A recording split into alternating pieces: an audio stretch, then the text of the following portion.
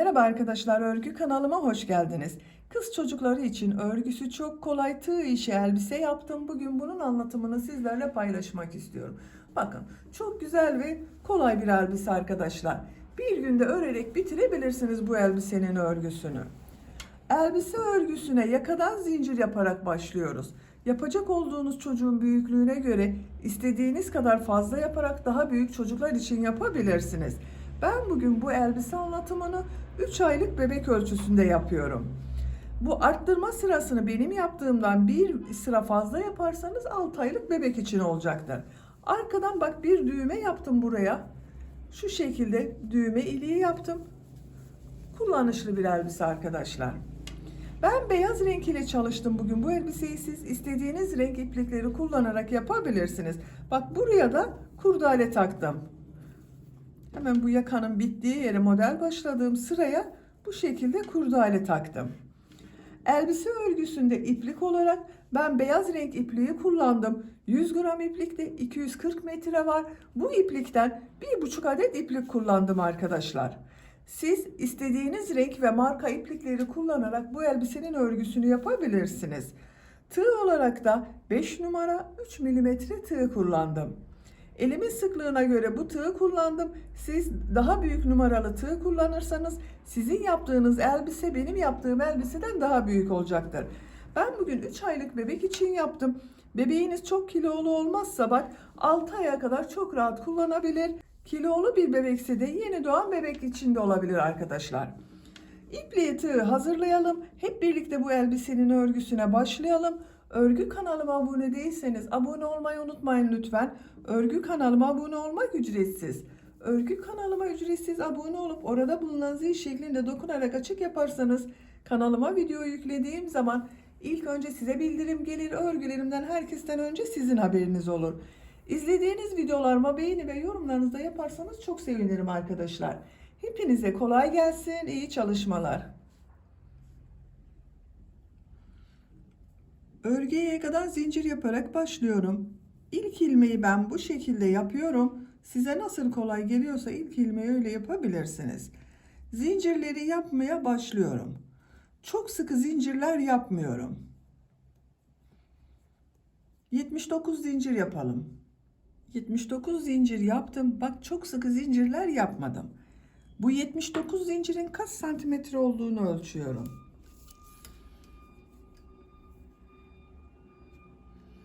30 santimetre zincir uzunluğu var. İnç olarak da ölçüyorum. 12 inç zincir uzunluğu var arkadaşlar. Benim elimin sıklığına göre 30 santimetre için 79 zincir yaptım. Bu sırada yaka ayrımlarını yapacağız trabzanlarla birlikte. Tığ üzerine iplik alıyorum. 3 ilmek atlıyorum. 1, 2, 3, 4. ilmek içine trabzan yapıyorum. Bu 3 ilmek atladığımda bir trabzan. Buraya 10 trabzan yapıyorum. Bak bu 1, 2, 3, 4, 5, 6, 7, 8, 9, 10. Bak 10 trabzanı yaptım. 2 zincir yapıyorum. Kol bölümü için 18 trabzan yapıyorum. 1, 2,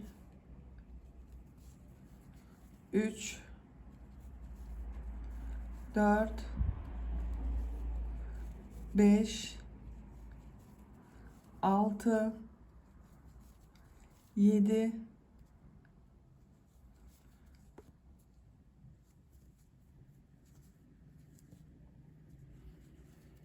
8, 9, 10, 11, 12, 13, 14, 15, 16, 17,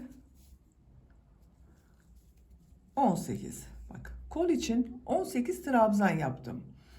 2 zincir yapıyorum.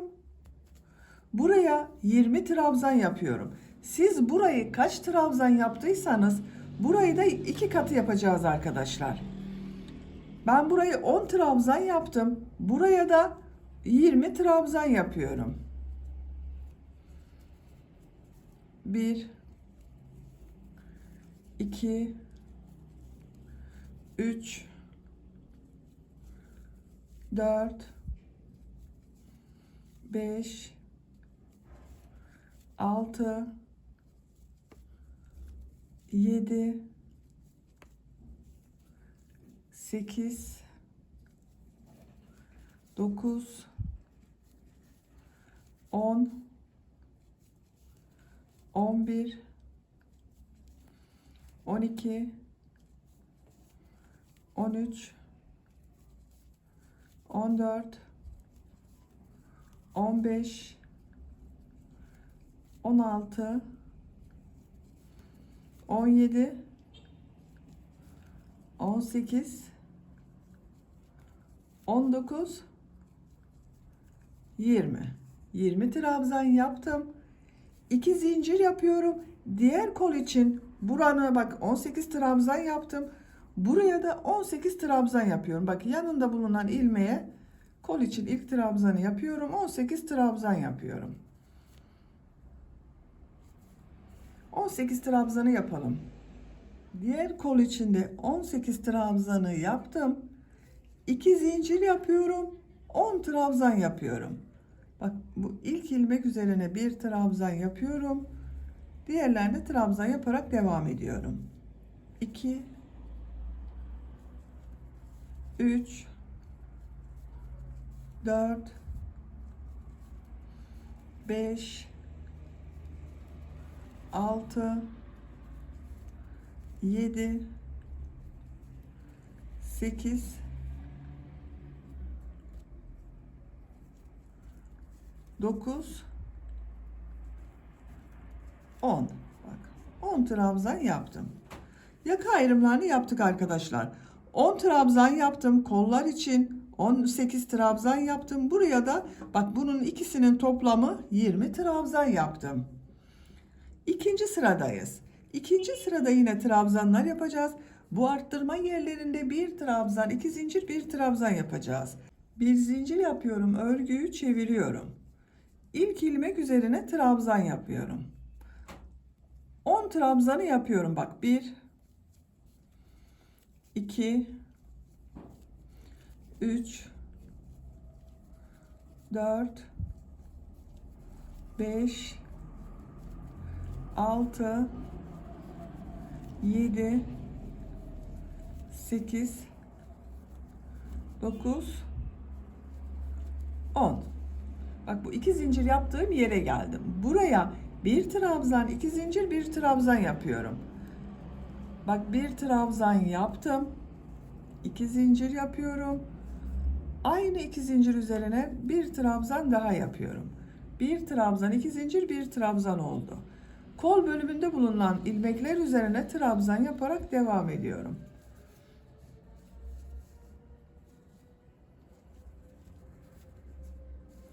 Buraya kadar devam edelim. Kol bölümünde bak trabzanları yaptım. 2 zincirli boşluğa geldim. Buraya yine bir trabzan, 2 zincir, bir trabzan yapıyorum.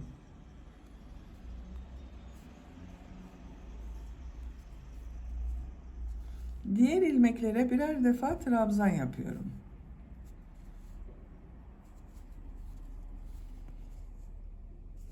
Buraya kadar devam edelim. Trabzanları yaptım. Bu 2 zincir üzerine yine bir trabzan, 2 zincir, bir trabzan yapıyorum.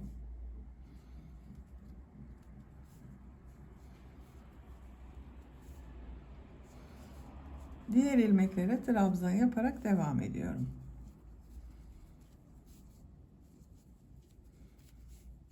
Buraya kadar devam edelim. Bu arttırma yerine yine bir trabzan, 2 zincir, bir trabzan yapıyorum.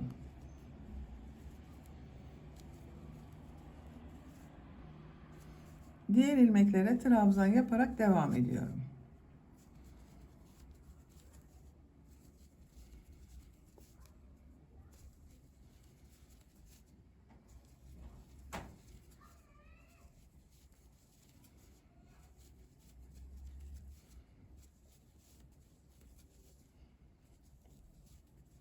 Bak, sıra sonuna kadar yaptım.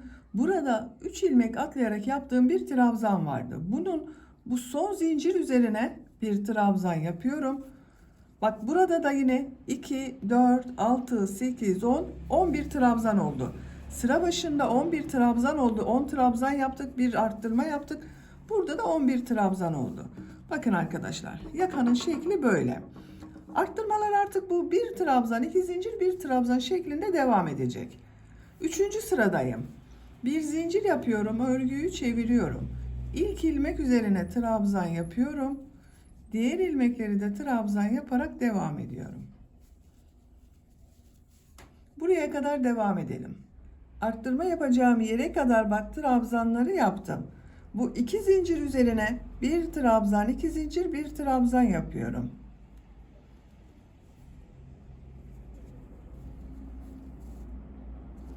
Diğer ilmeklere trabzan yaparak devam ediyorum. Bakın arkadaşlar, burada yine bir trabzan, iki zincir, bir trabzan yaptım. Trabzanları yaparak devam edelim. Burada ve burada yine bir trabzan, iki zincir, bir trabzan yapalım. Sıra sonuna kadar tamamlayalım. Sıra sonuna kadar tamamladım. Bak, arttırma yerlerinde bir trabzan, iki zincir, bir trabzan yaptım. Diğer ilmeklere birer defa trabzan yaptım. Yakanın şekli böyle.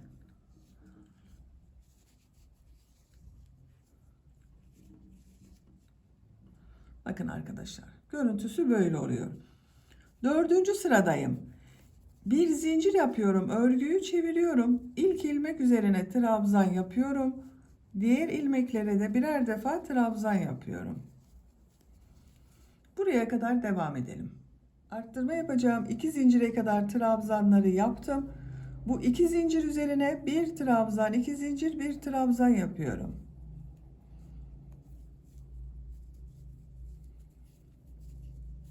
Diğer ilmeklere birer defa trabzan yapıyorum. Bakın. Yakanın şekli artık bu şekilde devam edecek arkadaşlar. Arttırma yerlerinde bir trabzan, iki zincir, bir trabzan yapalım. Diğer ilmeklere birer defa trabzan yapalım. Yapacak olduğunuz çocuğun büyüklüğüne göre bu yaka sırasını her sırada arttırmalar yaparak 8, 9, 10, 11, 12 sıra olarak istediğiniz ölçüye kadar tamamlayalım gelelim. Yaka örgüsünü bu 4 yerden bir trabzan, iki zincir, bir trabzan arttırmalar yaparak 9 sıra olarak tamamladım. Sayıyorum: 1, 2, 3, 4, 5, 6, 7, 8, 9. Santimetre olarak ölçüyorum. 9 santimetre yükseklik var. Benim ölçüme göre bu 9 santimetre yeterli arkadaşlar. Siz biraz büyük olsun istiyorsanız bunu 10-11 sıra olarak devam edebilirsiniz. Arttırmalara devam edebilirsiniz. Şu şekilde de görelim. Bakın, yakanın görüntüsü böyle oldu. 10. sırada kol bölümünü gövde bölümünden ayırıyorum. Artık gövdenin örgüsüyle devam ediyorum. Kolları ayırmadan önce bak, bu iki ucu birleştiriyorum. Tek parça olarak gövde yapıyorum arkadaşlar. Bak, en son ilmek ile diğer tarafta bulunan şu ilk ilmeği ilmek kaydırma yaparak sırayı birleştiriyorum. Bakın, tek parça oldu. 2 zincir yapıyorum. Örgüyü çeviriyorum. Bu ilk ilmek üzerine trabzan yapıyorum. Diğer ilmekleri de trabzan yaparak devam ediyorum. Buraya kadar devam edelim. Buraya kadar trabzanları yaptım. Bu arttırma yaptığım iki zincir üzerine bak, bu arka bölüm için 2 trabzan yapıyorum.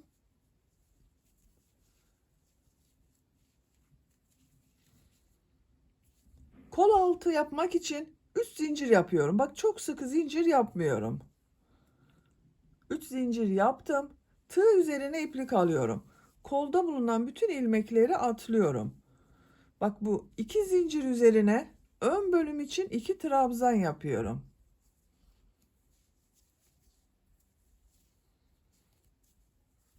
Bak bu 3 zincir ile ön ve arka bölümü birleştirdik. Kol altı yaptık buraya.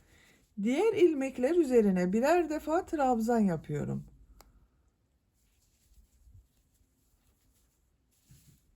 Buraya kadar devam edelim. Diğer arttırma yerine kadar bak ön bölümde trabzanları yaptım. Bu 2 zincir üzerine ön bölüm için 2 trabzan yapıyorum.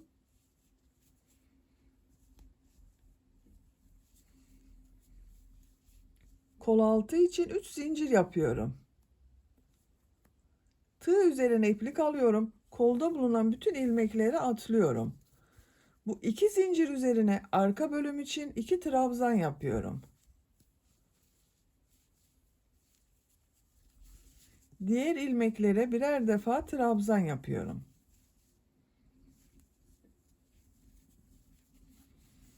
Bak diğer kol altında buraya yaptım. Bu sıra sonuna kadar devam edelim. Sıra sonuna kadar trabzanları yaptım. Son ilmek ile bu ilk ilmeği ilmek kaydırma yaparak sırayı birleştiriyorum. Bakın arkadaşlar bu şekilde oldu. Görüntüsüne bakalım. Bakın. Kol altları için üçer zincir yaptım. Ön ve arka bölümü birleştirdim. Bir sıra daha beyaz renk iplik ile trabzan sırası yapıyorum. 2 zincir yapıyorum. Örgüyü çeviriyorum. İlk ilmek üzerine trabzan yapıyorum. Bu sırada her ilmek üzerine birer defa trabzan yapıyoruz. Bu 3 zincir yaptığımız yere kadar devam edelim. 3 zincir yaptığım yere kadar bak trabzanları yaptım. Burada zincirler üzerine de trabzan yapıyorum. Bak çok sıkı yapmayalım diye onun için söyledim arkadaşlar. Trabzan yapması kolay olsun diye. Bak 1 2 3. Diğer ilmeklere birer defa trabzan yapıyorum. Buraya kadar devam edelim. Zincir yaptığım yere kadar trabzanları yaptım. Bak bu zincirler üzerine de birer defa trabzan yapıyorum.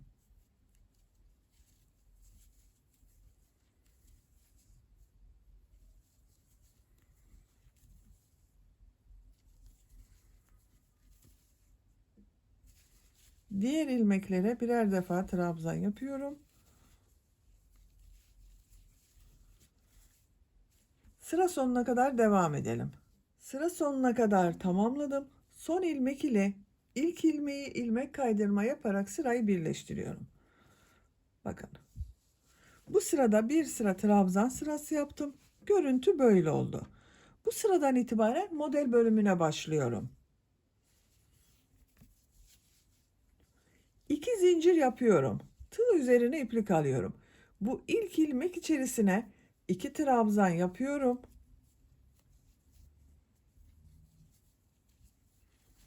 Bu 2 zincir yaptığımda bir trabzan arkadaşlar. 2 zincir yapıyorum. Tığ üzerine iplik alıyorum. Aynı ilmek içine 3 trabzan yapıyorum.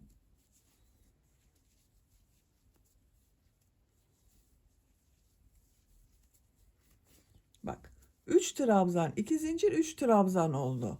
Tığ üzerine iplik alıyorum. Bir ilmek atlıyorum. İkinci ilmek içine bir trabzan yapıyorum. Tığ üzerine iplik alıyorum. Bir ilmek atlıyorum. İkinci ilmek içine 3 trabzan 2 zincir 3 trabzan yapıyorum.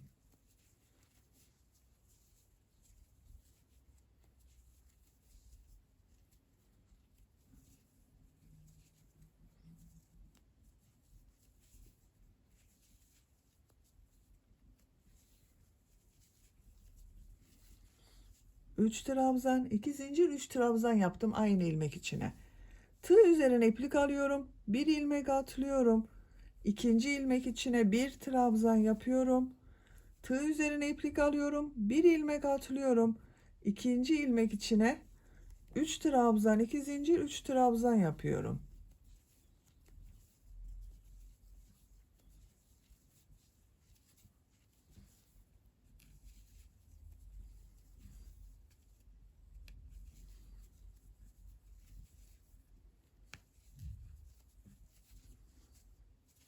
Bak bu şekilde oluyor.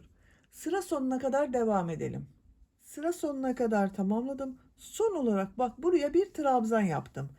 Sıra başında model ile başladım. Sıra sonunda bir trabzan ile bitirdim arkadaşlar. Bunun birbirini tamamlaması gerekiyor. Onun için bak bu şekilde yaptım. Model sırasının denk gelmesi için bak kol altı yaptığım burada bir ilmek atlamadım. Bak bir trabzandan sonra ikinci ilmeğe model yaptım. Burası denk gelsin diye. Siz de buna göre ayarlama yapabilirsiniz. Son ilmek ile ilk ilmeği ilmek kaydırma yaparak sırayı birleştiriyorum. Bakın bu sırada model yerleştirmesini yaptım. Görüntü böyle oldu. İkinci model sırasındayım. İlmek kaydırma yaparak bu iki zincirli boşluğa geçiyorum. Bak bu ilmeğe tığ takıyorum, ilmek kaydırma yapıyorum.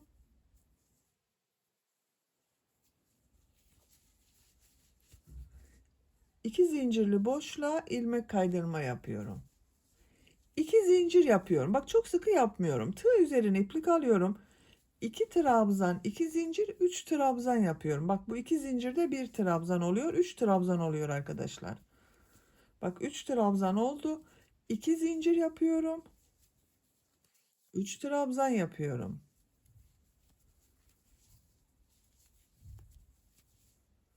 Tığ üzerine iplik alıyorum.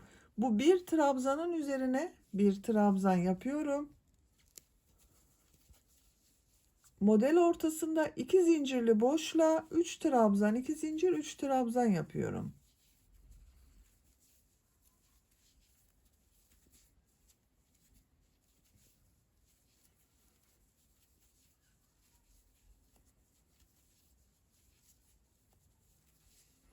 Üç trabzan, 2 zincir, 3 trabzan yaptım. Tığ üzerine iplik alıyorum.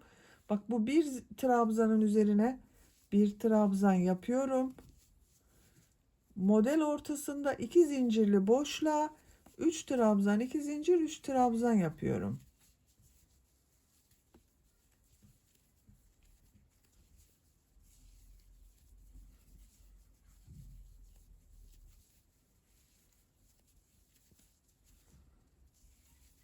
Bir trabzan üzerine de bir trabzan yapıyorum. Bakın. Model bu şekilde devam ediyor. Sıra sonuna kadar devam edelim. İlmek kaydırma yapalım, birleştirelim. Bir sonraki sıraya başlayalım. Elbisenin örgüsünü yapacak olduğunuz çocuğun büyüklüğüne ve tercihinize göre bu beyaz renk iplik ile devam edebilirsiniz. Aralarda renkli iplikler katabilirsiniz arkadaşlar. İstediğiniz renk sıralamasıyla yapabilirsiniz. Elbisenin örgüsünü tamamlayalım. Elbisenin model bölümünü 15 model sırası olarak tamamladım arkadaşlar. Sayıyorum. 1, 2, 3, 4, 5, 6, 7, 8, 9, 10, 11, 12, 13, 14, 15. Minik bir elbise yapıyorum. Bu yükseklik benim için yeterli. Santimetre olarak da ölçüyorum. Bak kol altından bitmiş olarak yükseklik 21 santimetre. Siz isterseniz bir iki sıra daha model devam edebilirsiniz. En son ilmek kaydırma yaparak sırayı kapadım. Burada bitirmiyorum. Bak tığ üzerine iplik alıyorum. Bu iki zincir üzerine bir trabzan yapıyorum. Pıtırcık modelleri yapıyorum bu sırada. İki zincir yapıyorum. Bu yaptığım trabzanı bak tığ boşluğa takıyorum. Sık iğne yapıyorum. Bak minik bir pıtırcık elde ettim. Tığ üzerine iplik alıyorum.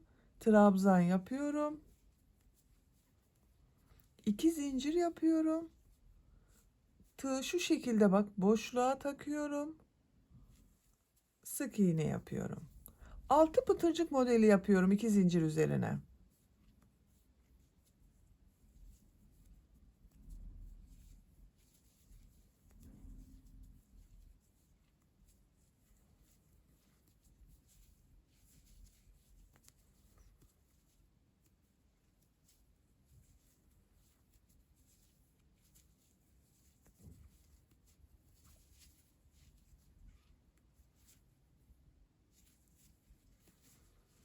Bak 1, 2, 3, 4, 5, 6. Tığ üzerine iplik almadan bu trabzan üzerine sık iğne yapıyorum. Tığ üzerine iplik alıyorum. Bu iki zincir üzerine burada yaptığım gibi 6 pıtırcık modeli yapıyorum.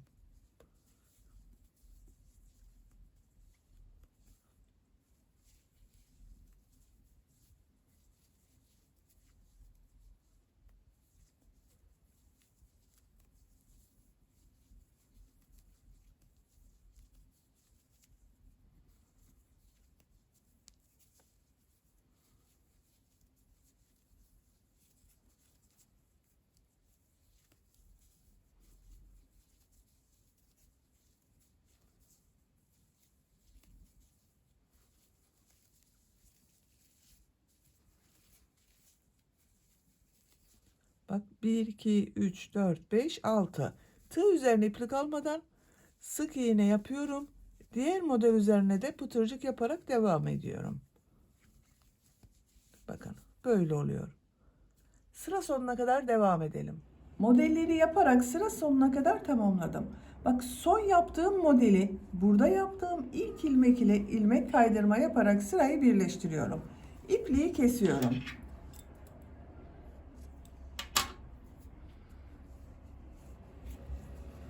Bakın arkadaşlar. Görüntü olarak böyle oldu etek ucu. Güzel bir model oldu. Şimdi bu yaka çevresinde sık iğneler yapıyorum. Buraya da düğme için düğme iliği yapıyorum bir tane. Bu orta noktadan başlıyorum bak. Şuradan. İlmek yapıyorum. Bir zincir yaptım, sağlamlaştırdım. Sık iğne yapıyorum.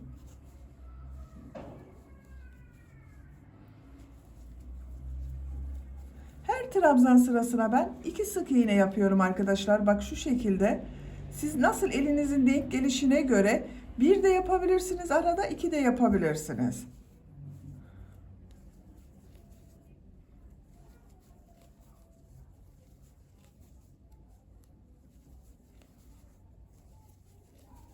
Bak her ilmeğe bir sık iğne yapıyorum.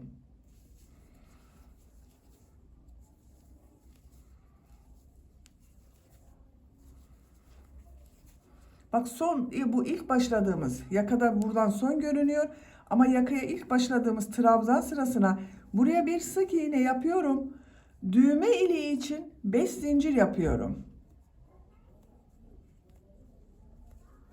Aynı ilmeğe bak sık iğne yapıyorum. Buraya bir tane düğme iliği yaptım. Bu ilk ilmeğe sık iğne yapıyorum. Yaka çevresinde de sık iğne yaparak devam ediyorum. Bak sık iğne yaptım. Buraya bir düğme iliği yaptım.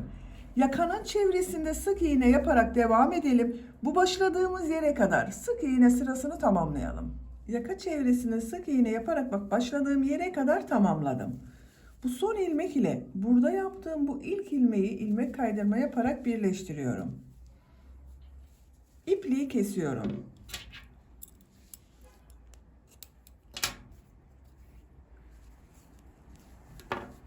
Bakın arkadaşlar. Sık iğne ile başladım. Burada bir düğme iliği yaptım. Yaka çevresinde sık iğneler yaptım. Sıra sonuna kadar tamamladım. Yakanın görüntüsü bak böyle oldu. Kol ucunda ben herhangi bir şey yapmayı düşünmüyorum. Siz isterseniz kol ucunda da burada yaptığımız gibi sık iğne yapabilirsiniz. Bakın. Böylece elbisenin örgüsünü bitirdim. Bembeyaz çok güzel bir elbise oldu bakın gördüğünüz gibi. Bunu istediğiniz gibi süsleyebilirsiniz. Bak arka görüntüsü böyle. Buraya da bir tane düğme dikerek kullanabiliriz arkadaşlar. Ölçülerini size söylüyorum. Bak kol altının buradan gövde genişliğini ölçüyorum. 23 santimetre. Yüksekliğini ölçüyorum. Tam yüksekliğini ölçüyorum. Bak omuzdan bitmiş olarak tam yükseklik 34 santimetre. Kol altından yüksekliğini ölçüyorum. 23 santimetre. Ben bugün bu elbiseyi 3 aylık bir bebek için yaptım arkadaşlar. Ama bebeğinizin kilosuna göre 6 aylık bebeği de olabilir bu elbise. Yeni doğan bebeği de olabilir. Beni dinlediğiniz ve izlediğiniz için hepinize çok teşekkür ederim. Örgü kanalıma abone değilseniz abone olmayı unutmayın lütfen. Örgü kanalıma abone olmak ücretsiz. Örgü kanalıma ücretsiz abone olup orada bulunan zil şeklinde dokunarak açık yaparsanız kanalıma video yüklediğim zaman ilk önce size bildirim gelir. Örgülerimden herkesten önce sizin haberiniz olur. Sizlerle yeni örgülerde görüşmek dileğiyle. Hoşça kalın, sevgiyle kalın.